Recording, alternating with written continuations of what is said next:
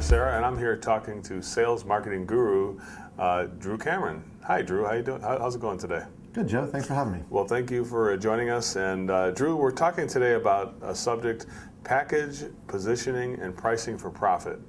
This is a subject that you specifically, I've learned a lot from you over the years on this subject.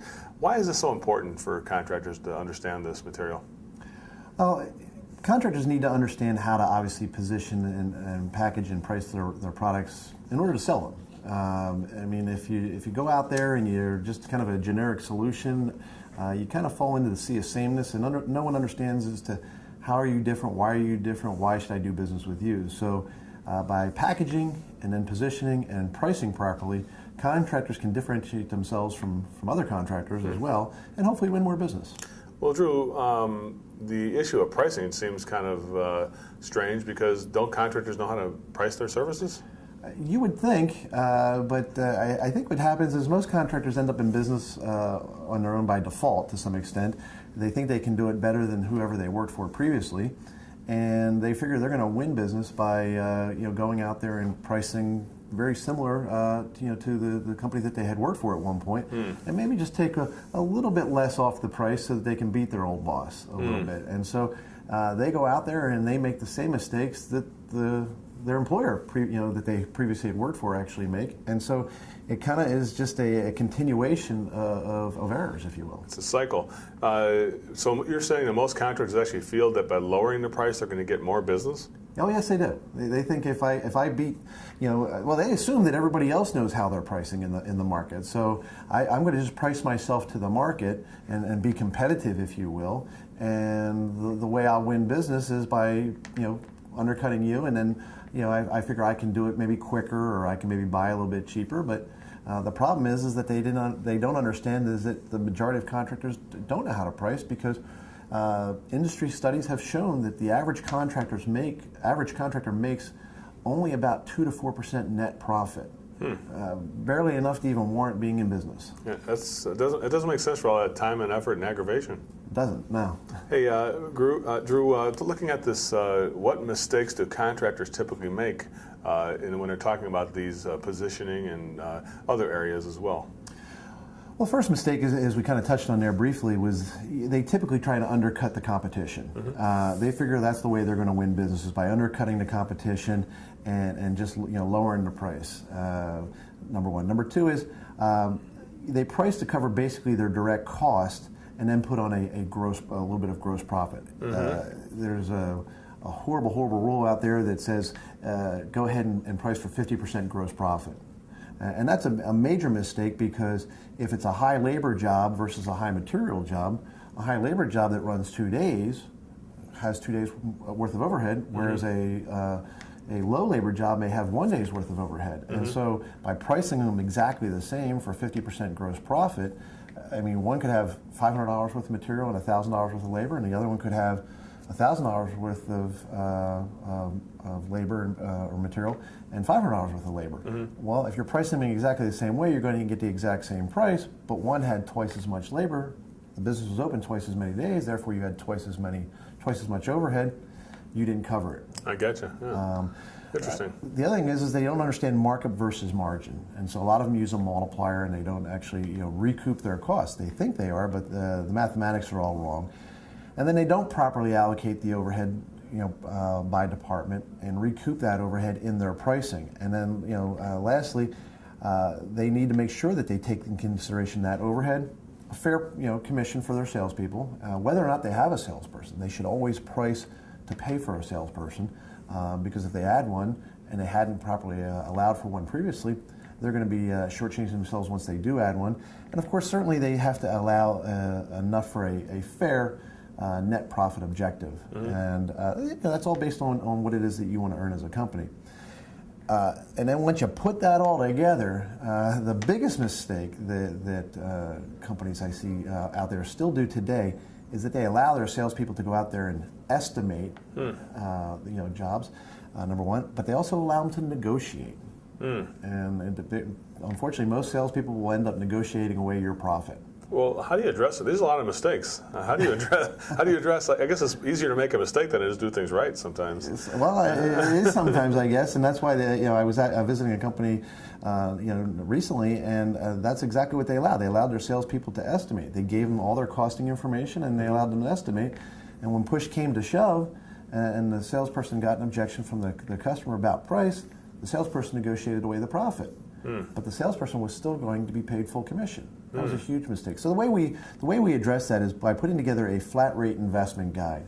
We determine as owners and managers what we want to make as a company. We make sure that we cover all our direct costs, that we pick up the overhead component for the department, that we allow for a commission for a salesperson, performance-based, incentive-based, if you will, and then of course making sure that we cover our net profit objective. The most important thing that does is it allows you to have a menu of pricing that you can lay out in front of a customer, give them some choices with some direction, and you cover your objectives. You take away the negotiating rights of the salesperson to negotiate your price. The price in print is the price. If it could be less, it would be less.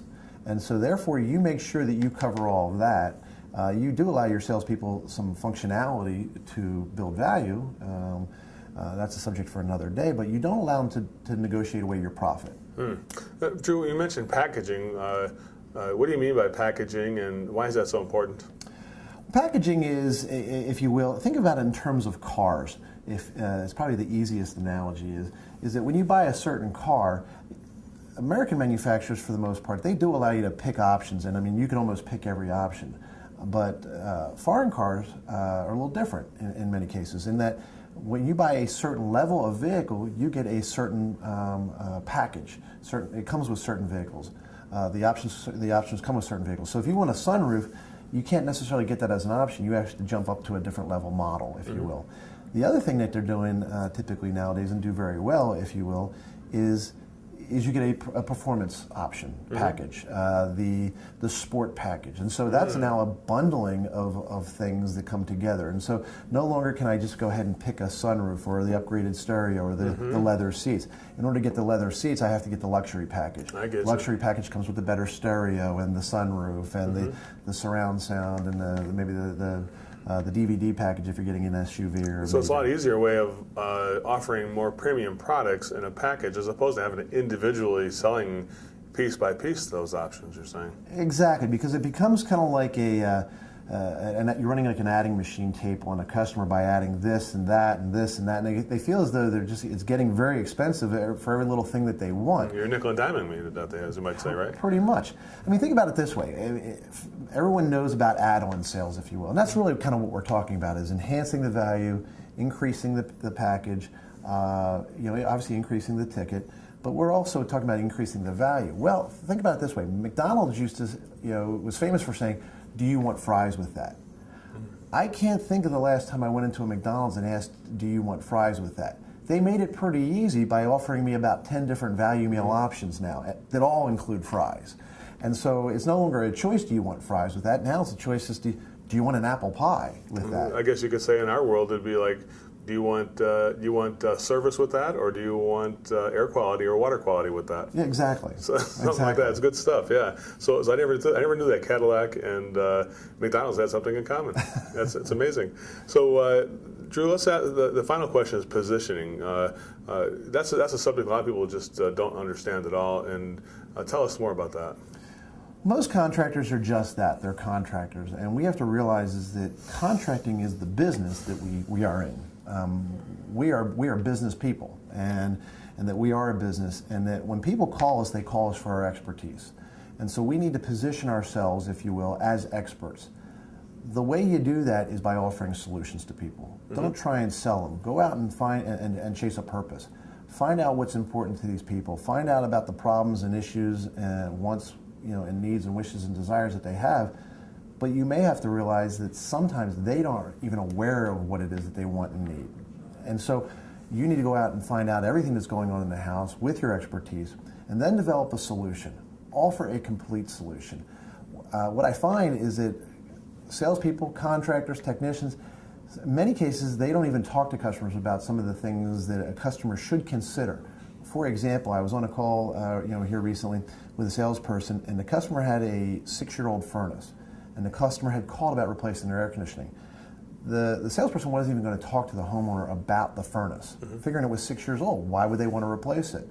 But the fact of the matter is that it was 6 years old. It was 6-year-old technology, and we were going to sell them new technology, and the salesperson wasn't going to allow the customer the choice, if you will, of having that new technology with a full guarantee, with all the warranties, with the variable speed fan. And so I talked to him about it going in on the call, and said, hey, make sure you offer the option of a furnace. And he said, why? And I said, well, you have to give the customer the choice. Respect their right to choose. If they say no, that's fine.